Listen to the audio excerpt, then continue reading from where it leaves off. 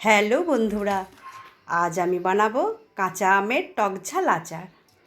আশা করি তোমাদের খুব ভালো লাগবে। চলো ভিডিওটা একবার পুরোটা দেখে নিই। হাই ফ্রেন্ডস, কেমন আছেন সবাই? আমি তো ভালো আছি। আমার চ্যানেলে সবাইকে স্বাগত জানাই। আমি এখন বানাবো এই কাঁচা আমের টকঝাল একটা আচার। এই কাঁচা আমটাকে কেটেছি দেখো এরকম করে, নুন হলুদ দিয়ে মেখে 1 ঘন্টার মতন ভিজিয়ে রেখেছিলাম। তারপরে জলটাকে ঝরিয়ে একটু রোদে শুকিয়ে নিয়েছি। আমগুলো দেখো অনেকটাই শুকিয়ে গেছে। আর এখানে আছে ভাজা, এখানে আছে একটু এই গরম তেলটার মধ্যে, এটা গরম তেলটাকে গরম করে নিয়েছি, নিয়ে হালকা একটু ঠান্ডা করে একটু কুসুম গরম তেলটা আছে, এর মধ্যে দেব অল্প কালো জিরে, দেব অল্প সোমবড়া, আমি ভাজা মশলার মধ্যে দিয়েছি, অল্প দেব। তারপরে দেব একটু জোয়ান দেব। তারপরে দেব হিং। এই হিংটা দেব 1/2 চামচের মতন। এই হিংটা দিলে আচারের ফ্লেভারটা খুব সুন্দর আসে। এই হিংটা আমি দেব,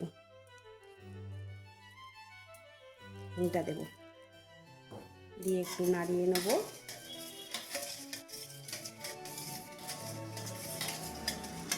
নাড়িয়ে নিয়ে এখানে আমি ভাজা মশলা করে রেখেছি। এখানে আছে সর্ষে, 2 রকমের সর্ষে আছে, ধনে আছে, জিরে আছে, মৌরি আছে, অল্প গোলমরিচ দিয়েছি, শুকনো লঙ্কা দিয়েছি। এই দিয়ে একটা পেস্ট, মানে এমনভাবে দেখো গুঁড়ো করেছি, শুকনো খোলায় নেড়ে অর্ধেক গোটা অর্ধেক এরকম খেঁচা খেঁচা টাইপের একটু হবে আর কি মশলাটা। এই মশলাটা আমি এবার দেব।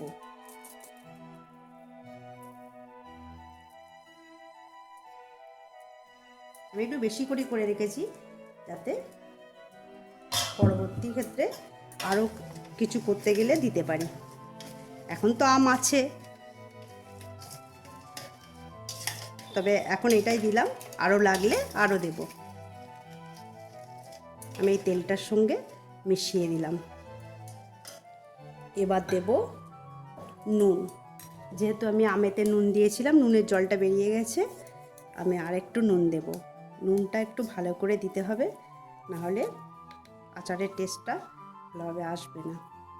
নুনটা একটু বেশিই লাগবে।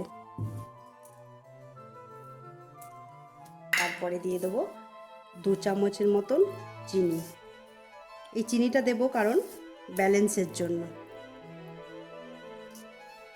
2.5 চামচের মতন চিনি দিলাম। চিনিটা দিয়ে একটু ভালো করে নাড়িয়ে নেব। এত সুন্দর গন্ধ বেরোচ্ছে কি বলবো।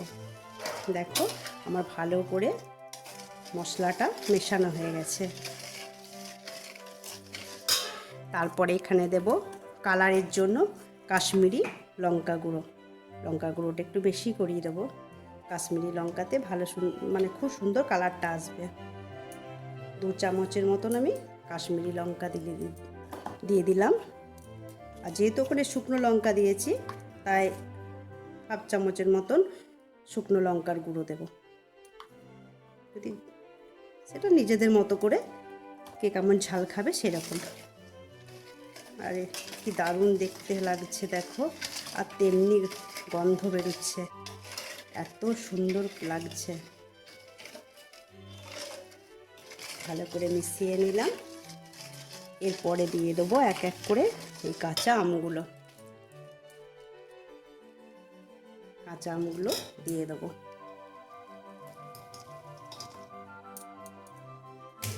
এখানে 2 কেজির মতন কাঁচা আম আছে, ভালো করে মাখিয়ে নেব। পরে একটু নুনটা দেখে নেবো, নুনটা ঠিক মতো হয়েছে কিনা। নুনটা আন্দাজে দিয়েছি তো, আর নুনটা একবার দেখে নেবো। ভালো করে আমরা মাখিয়ে নেব।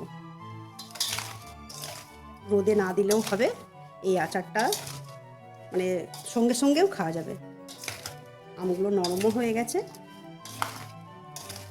কি সুন্দর লাগছে।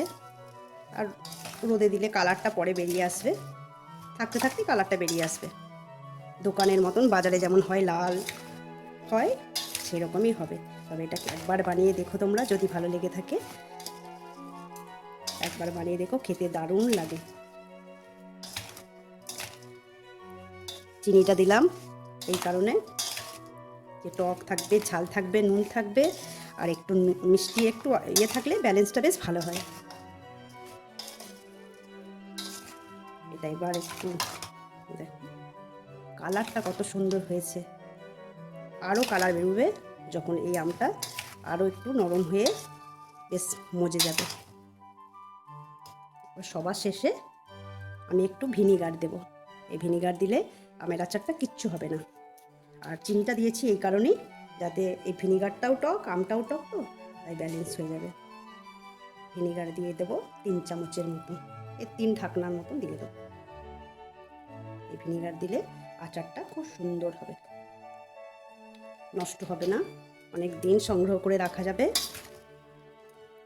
দেখো এবার ভালো করে মিশিয়ে একটা কাঁচের জারে রেখে দেবো। কাঁচের জার না থাকলেও একটা প্লাস্টিক জারেও রাখলেও হবে, তবে কাঁচের জারে রাখলে ভালো, বা স্টিলের টিফিন বক্স বা স্টিলের কোনো ইয়েতে রেখে প্রতিদিন ভাত, রুটি বা পরোটা বা বিরিয়ানি সবের সাথে দারুণ লাগে এই আচারটা খেতে। যদি ভালো লেগে থাকে একবার বানিয়ে দেখো, দেখে বলো আমাকে কমেন্ট করে কেমন। আর যদি ভালো লেগে থাকে আমার চ্যানেলটিকে লাইক সাবস্ক্রাইব করে দিও বন্ধুরা। এই দেখো কত সুন্দর কালার এসেছে। আমার টক ঝাল আমের আচার রেডি। আজ রাখি, টাটা।